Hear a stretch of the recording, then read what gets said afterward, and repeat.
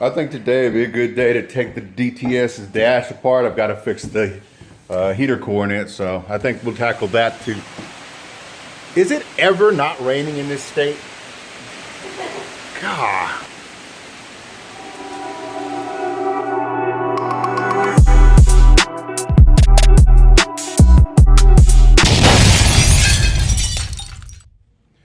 Well, initially I had planned to do some work on the Cadillac.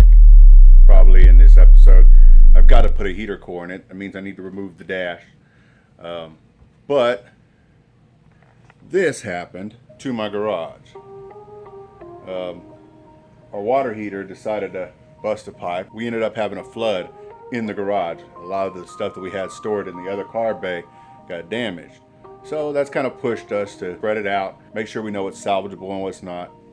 And I've also picked up some wood to put a floor in my attic, and this stuff will be making a transition upstairs. But that means that I'm not going to be playing with my cars for probably a week or so. So instead, what I'll do with this episode is take you on a tour of the cars, point out the things we're going to be tackling on them. There's a couple of issues with all of them. Obviously, the Cadillac is the biggest project. The MKS is in good shape, but it's got a couple of things we're going to need to deal with. Paint, some body fitment issues. I'm going to be deciding what kind of trim I want to put on it. Just various things like that.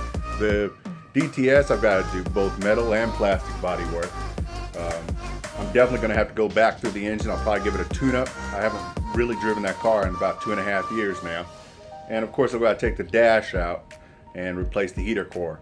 Also, the interior is tough. So I'm going to be working on figuring out how to fix that. I may investigate custom upholstery, maybe even doing that myself. That'd be a good project. Also, I've always kind of wanted to fabricate body parts, and so it'll be a good time to investigate how to do that, and if I want to do it to either one of the cars. I know I want to do fenders for the MKS. I think it'll look pretty cool with the fenders I have in mind. I want to do a good front and a rear air dam, both for the Cadillac and the DTS, and so these are hobbies I want to experiment with over time. We'll go look at them in a bit.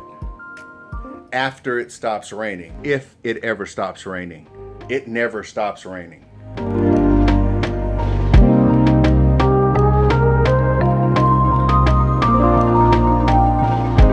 Well, it finally stopped raining. Let's take a look at the DTS.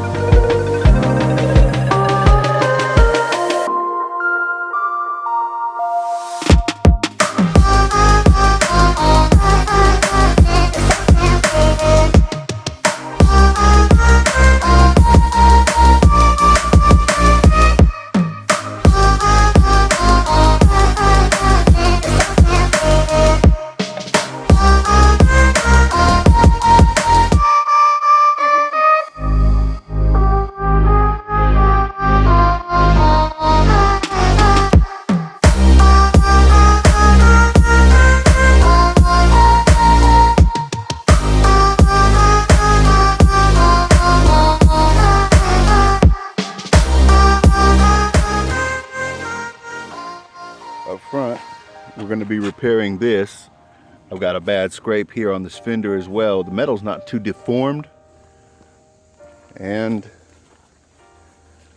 the paint's not in too good a shape. It's definitely been used heavily over the years. Back here on the trunk, the light's not really good, but you can see this crease here. That's something that we're going to have to pull out. For the most part, aside from those two major things, I guess maybe three major things, the body of this car is in good condition. Actually, just frame of reference here, this is really battered. This headlight, or this fog light, is just kind of sitting in there. So I'll have to take care of that as well. And I may take care of that when I design a new bumper for this car, which is something I am considering doing. I love the wheels. Honestly, I don't even know if I'd bother replacing them. I might paint them, but if I do 20s with a 45 tire, the wheel will get bigger, but if I drop the car just a little bit, it'll just set right. I'd like to lower this car as well. And the interior of this car Now the interior of this car is in pretty bad shape. You can see all this roughness here in this area. You can see there's cracks in the wood, and this is minimal. The cracks on the wood here are really bad. So definitely gonna replace that. I mean, I haven't driven this car in 2.5 years. You can see spider webs in here.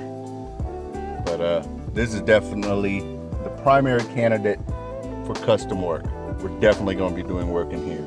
You can see the upholstery is not in good shape either. I don't know why that's there.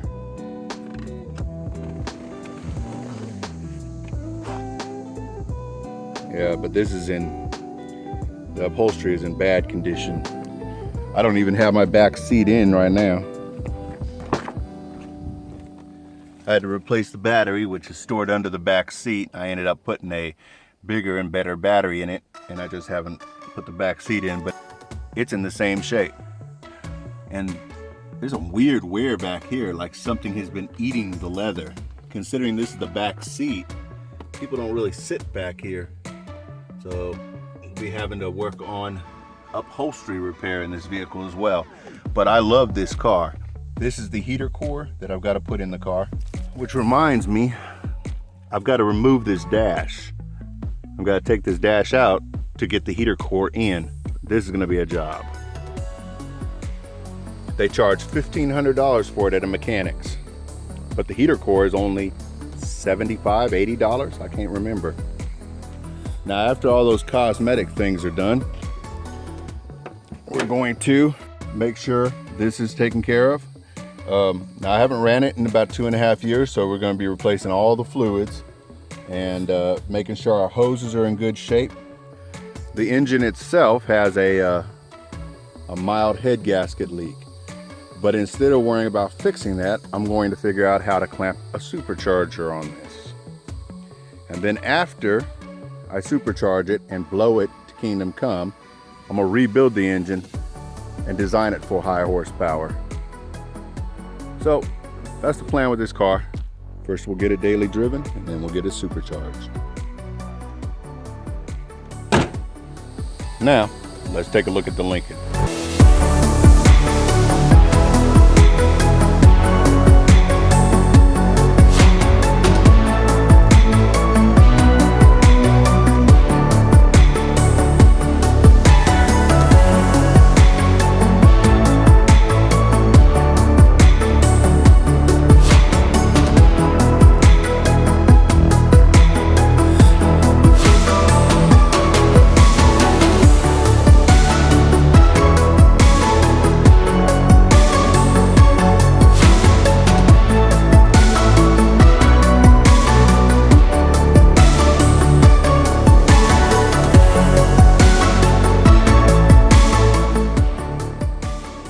First off, initially, there's not much to worry about with this car's body. It's in good shape, no real dings or dents. There are a few imperfections, particularly in the paint area, that I will be exploring and figuring out how to solve.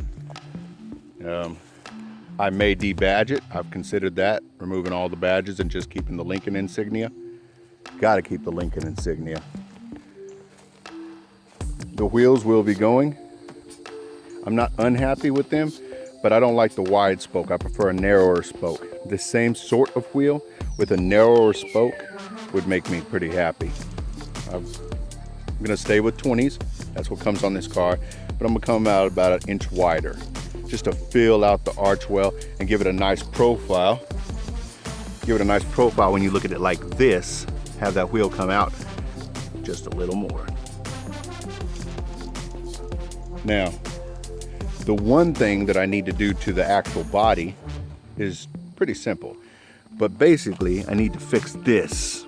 What this is the bumper separating from its clips, and I haven't pulled this off to look at it yet, but it shouldn't be that difficult to fix. Now this applies to both sides. As you can see here, this side's a little more severe, and you can actually see where the clips should be attached.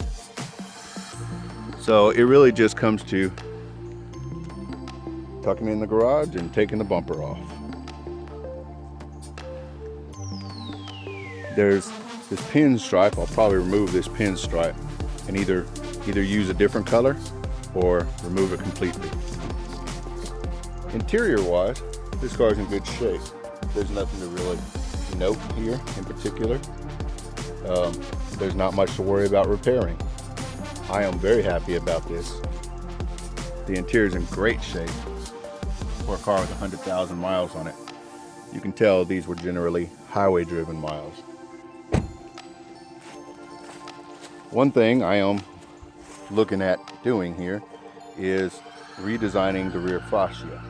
I'm considering putting a diffuser here for that sporty appearance. It doesn't really do too much. But I'd probably just incorporate a fascia into this and then leave it alone. Oh, I need to fix that pinhole. I don't know where it came from, but I need to fix that. I'm also planning to color match this plastic and this upper portion of the fascia. I don't like the fact that they use so much plastic along the bottom of this car. I understand the idea behind it is to keep it looking clean without worrying about paint chips, but it just looks cheap compared to European cars. So that's got to be color matched. For the front fascia, I want to go more aggressive. I want to give it a good aggressive look without destroying the classy nature of the car. So that's some design work to be done. I'm not exactly sure how I'll go about it, but I'll definitely keep you updated. Under this hood, you have the 3.5 twin turbocharged EcoBoost engine. We're going to tune this motor, even stock, just tuning it on 93 gas will pick up almost 100 horsepower. Now it comes with 350 crank as it is. That means 450 crank. And then we're talking about a 20% drivetrain loss. Obviously the horsepower you get at the crank aren't the horsepower that you get at the wheels. But my goal is to get us up to about 500 wheel horsepower. Now, after the tune, that means things like changing my downpipe setup, changing my intake setup, possibly moving to bigger turbos, moving to a better intercooler in order to facilitate those turbos, just keep the heat down on the motor. Despite the fact that I'm going to be supercharging the Cadillac is kind of the cruiser. It's the comfortable car. This car is going to be a little bit more of a sports sedan, a big sports sedan. Oh, suspension upgrades. I've installed the lowering springs, but I want to go with thicker sway bars as well to help with cornering. Hope you enjoyed the tour of the cars. Now, I've got to get back to work on this garage. It's going to take a couple of weeks. So once I have my garage back and everything's set up, we'll get back to doing stuff with the Cadillac and the Lincoln. But until then, you stay good, and I'll see you in the garage.